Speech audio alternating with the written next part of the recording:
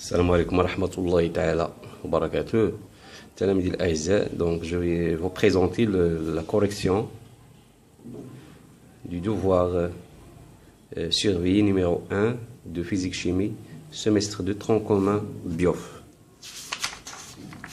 Alors, donc, l'énoncé de l'exercice 1, un corps de masse M égale 240 grammes, I accroché à un dynamomètre à ressort.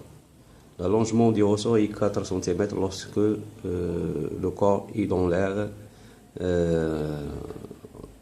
G égale à 10 newtons par kilogramme. Donc voilà l'énoncé de l'exercice 1, déjà existe sur la chaîne.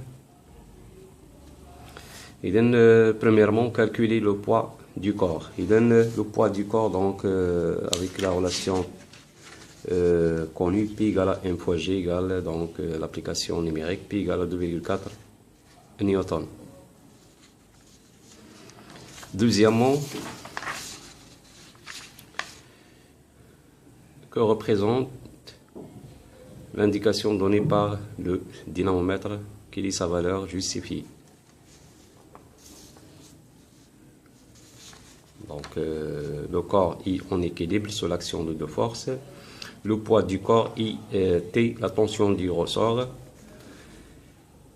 Donc la condition d'équilibre P plus T égale vecteur nul. Donc T est égal moins P, c'est-à-dire que les deux forces sont opposées et ont même droite d'action.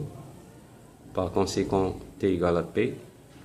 Le dynamomètre indique le poids du corps suspendu, T égale à P égale à 2,4 newton.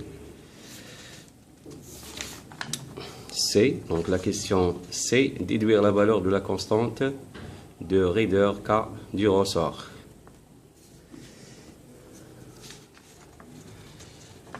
On sait que la relation, bien sachant que la constante de raideur du ressort, K est égale T sur delta L. Application numérique 2,4 newton sur 4 x 10 moins 2 mètres égale 6 newtons par mètre. Donc delta L est donné dans l'énoncé de l'exercice. Deuxièmement, lorsqu'on plonge le corps entièrement dans un liquide contenu dans un vase gradué, l'allongement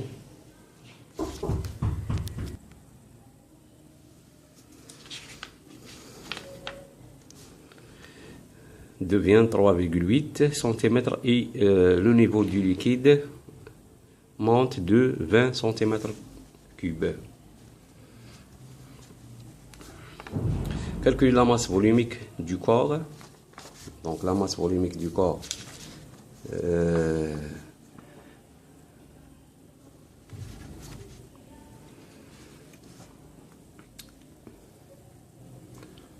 le corps plongé complètement dans le liquide, donc le volume du corps est égal au volume du liquide déplacé. Donc V dire le corps égale 20 cm3. 20 cm3, donc la masse volumique du corps ρ est égale M sur V. La masse 240 grammes sur 20 cm3, 12 grammes par centimètre cube égale 2,10 à la puissance 3 kg par mètre cube.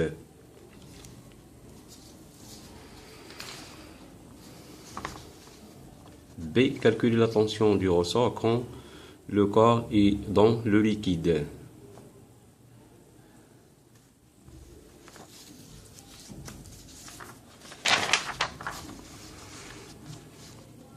Lorsque le corps suspendu au ressort est dans le liquide, il se met à l'action de trois forces. P, le poids du corps, T', la tension du ressort, Fa, la poussée d'Archimède. Donc la condition d'équilibre, la somme des forces est égale au vecteur nul. par projection sur l'axe OX. Donc OX dirigé vers le bas. P moins FA moins T' est égal à 0. T' est égal à P moins FA.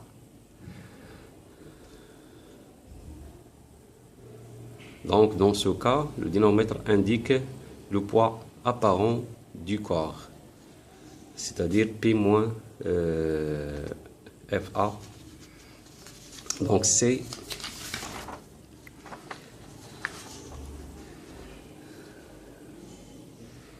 déduire la valeur de la force de poussée exercée par le liquide sur le corps, c'est-à-dire la valeur de la poussée d'Archimède. Donc c'est FA est égal P moins T', P moins K fois delta L'. Donc delta L', 3,8 cm, donc égale 3,8 10 moins 2. P égale 2,4. On trouve que FA égale 0,2 newton.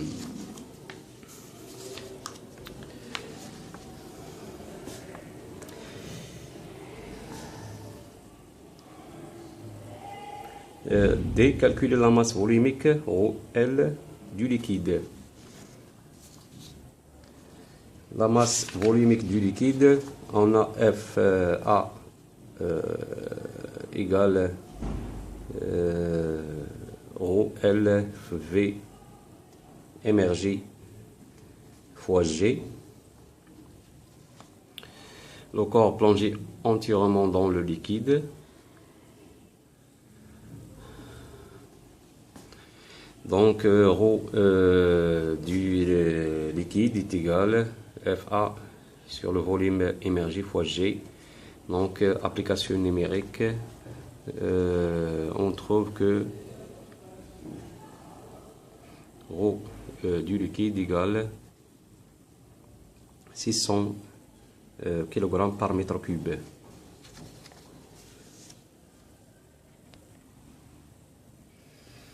Le deuxième exercice, on considère le corps S de masse M égale 300 kg représenté dans la figure suivante. Les deux faits sont de masse négligeable et formant avec la verticale des angles alpha et bêta. Donc voilà, alpha égale 30 degrés, bêta égale 45 degrés. Le corps S de masse 300 kg.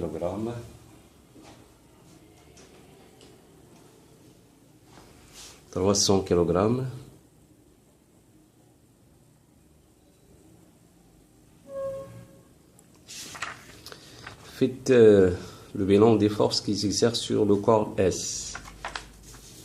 Donc le bilan des forces, donc le poids et la tension du fil 1 et la tension du fil 2. Donc le poids. Donc voilà le poids T bêta et T alpha.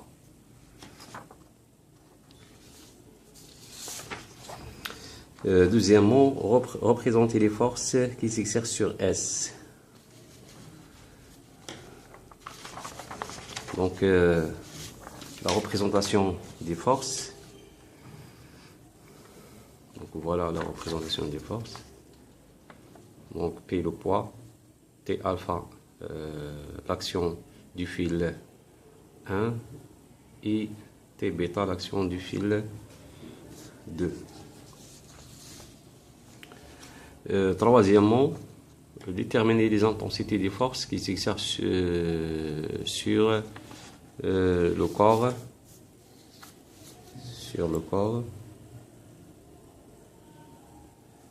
On donne G égale à 10 newtons par kilogramme.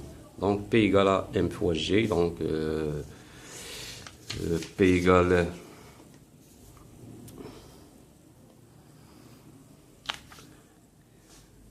M fois G, c'est-à-dire 300 kg fois G newton par kilogramme. P égale 3 kN. Il y a 3000 newtons. Pour calculer les deux intensités du fil, Donc on fait la projection sur dans le repère direct OXY. C'est un repère orthonormé direct OXY. Donc la projection T bêta x plus T alpha x plus pi x égale à 0. Donc la projection sur l'axe des x et la projection sur l'axe des y, T bêta y plus T alpha y plus pi y égale à 0. Donc Px est égal à 0. Donc la projection de P sur l'axe elle donne un point, donc c'est 0. Px est de sens opposé de OY, donc moins P. T alpha, donc T alpha, la projection sur Tx, elle donne moins T alpha sinus alpha. Sur T y, elle donne T alpha cosinus T alpha cosinus alpha. La même chose le T bêta. Donc la projection sur l'axe des x, elle donne T bêta sinus bêta. La projection sur l'axe des y, elle donne T bêta fois cosinus bêta.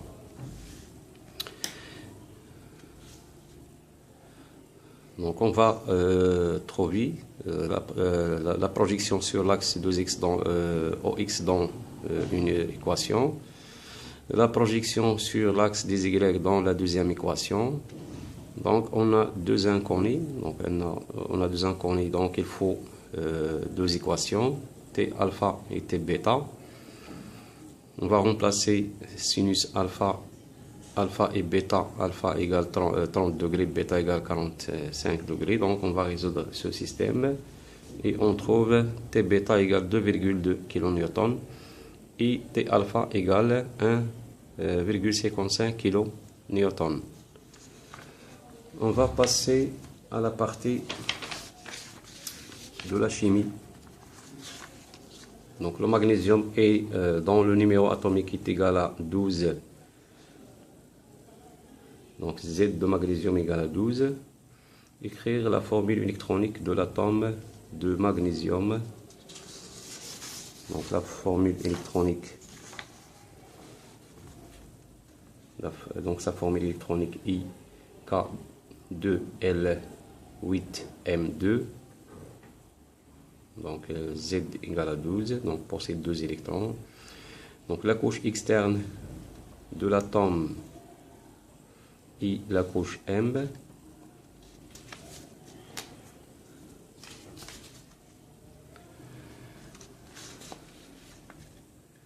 Troisièmement, sur quelle ligne du tableau de classification périodique se trouve-t-elle?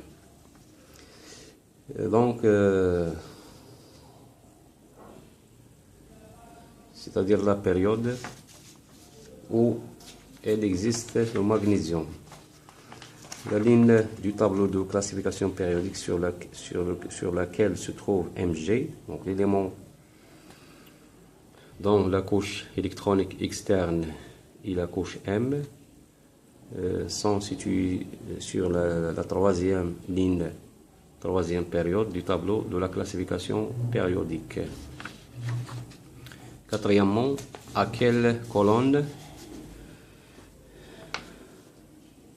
du tableau de classification périodique appartient-il? Donc la colonne est déterminée par les électrons de valence de la couche externe. Donc le magnésium possède deux électrons dans sa couche externe. Donc